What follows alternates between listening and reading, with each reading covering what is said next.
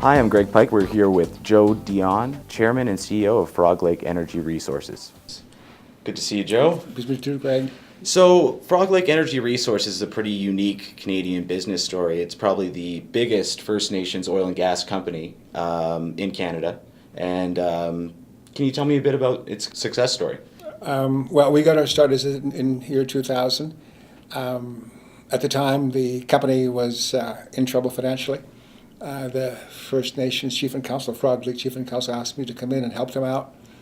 And I got in, and basically we turned the company around by renegotiating terms of the agreement with the company that was in partnership with them then.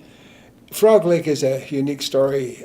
They saw the opportunity in being an oil company, having an oil company. It was a vision of theirs, to be honest. They had the idea that why don't they lease the land to their oil company and partner with other oil companies. Quite unique. So, when I got in, they had a 60-40 arrangement with this company, 40% for Frog Lake Energy and 60% for the other company. And because we had to borrow money to keep ourselves in business, and we couldn't borrow money those days, so we ended up renegotiating the terms of the agreement where we would pay our way out through our production of our side of the oil, and we did that over a couple of years. So we did that, and we got ourselves out of debt. When I got involved, there was all kinds of activity happening off the reserve, except Husky Oil was there. They weren't doing very well because the royalties on the reserve are higher than they were off reserve. So we had to make it attractive for other companies to come in. So we negotiated an agreement with IOGC to lower the royalties to be competitive with the off-reserve lands that were adjacent to the reserve. So we did that. And with that, we got a lot more activity. In fact, it was through that process that we were able to buy out Husky's interest on a reserve. Husky, through the president then, John Lau, who was chairman and CEO. And from that, we jumped from 24 barrels a day to 1,000 barrels a day. And that got our start.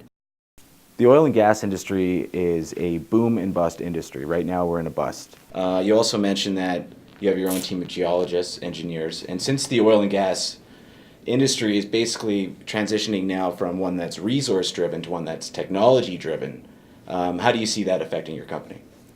Well, actually, we have been talking to different folks.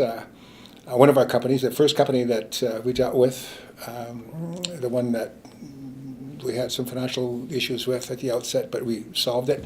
They're coming in with a technology now that could enhance the production from, we're talking, 7-8%, maybe to 25-30% enhancement. That's the kind of technology that's required now. There's more of it. There's more technology in this province that's available that people should try. I think they'll do it now. When prices were good, this is the thing about oil companies, oil business. When prices are good, people don't want to try anything. They don't want to mess with their reservoir. They don't want anybody to come in and interfere with their production. Now they're saying, come along, we want to see if you can enhance our production. So I know there's a big company that's trying it. Suncor is trying it. Other folks are doing it. The fracking industry is down right now because of the price, but they're finding ways to cut their costs there too. So we as a country are in a competitive environment worldwide. So we have we have to get smart.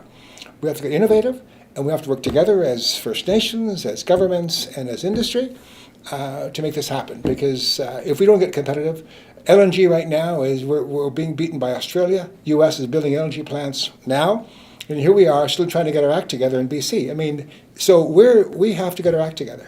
I suppose if New Orleans can bounce back, anyone can bounce back. Exactly. Look, they got flooded out. Yeah. I mean, they got a wallop. So here we are. I think we tend to cry too much. I think we need to pull our bootstraps up and I tell you, hard work, focusing, and not and seeing opportunity. There's opportunity right now out there with the oil business. So Frog Lake has a unique business strategy in that it incorporates the TP principles. What are the TP principles? One of the things we did here a few years ago was sat down as leaders, as a board, as the executive of Frog Lake Energy, and set out a vision. Where do you want to be 10 years from now, 20 years from now? Actually, it should be 100 years from now. I mean, really, that's where the real, I think, where we have to go. But we did a 20-year sort of a vision-seeking exercise, and basically we decided that we wanted to become the best company to partner with, and we wanted to be a successful company for our shareholders, which are probably First Nations, but also our partners. So we want our partners to succeed as we succeed. And one of the pieces that we wanted to determine was, what are our core values? What are our core values as a company? And we came up with the 14 TP principles, which is humility, love, forgiveness, clean environment, all the basic values of life. And we work from those. And as a result, companies who want to work with us find that we're easy to work with. We tend to get along with them. We've got, 6 partners right now, and I don't think we've had a fight with any of them. We have some sticky issues, of course. But other than that, we always resolve them. So we find that by thinking of the other partner first before yourself works.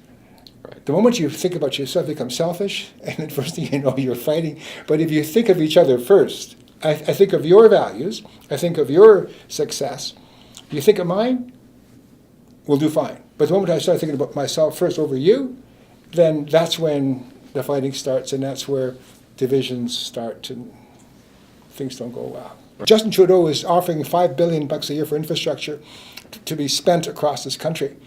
Well, why don't he spend that $5 billion on building the Trans-Canada pipeline from Hardisty, from Alberta to New Brunswick, and use that $5 billion to allow First Nations to own the pipeline? That would deal with long-term revenues going to the communities, then going hand in hand to the government for cash. Like get it, share. These are nation-building projects. The National Railway, CNR, CPR were national building projects. First Nations weren't involved in those. Those are nation-building projects. These are nation-building projects. Guys, let us in. And if we have to pay our way in, we'll pay our way. Just like we paid our way in with Pengrowth. So what's wrong with paying our way in? And Chinese, there's money out there, lots of money out there worldwide, that are paying 6%, 5% rate of return. Well, these folks will gladly lend First Nations money for that return, and we in turn get 15%. So there's a cut of 10% there for First Nations. So there's ways to cut this skin this cut, as they say. Well, Joe, it was a pleasure speaking with you. Thanks Thank you very much. Great.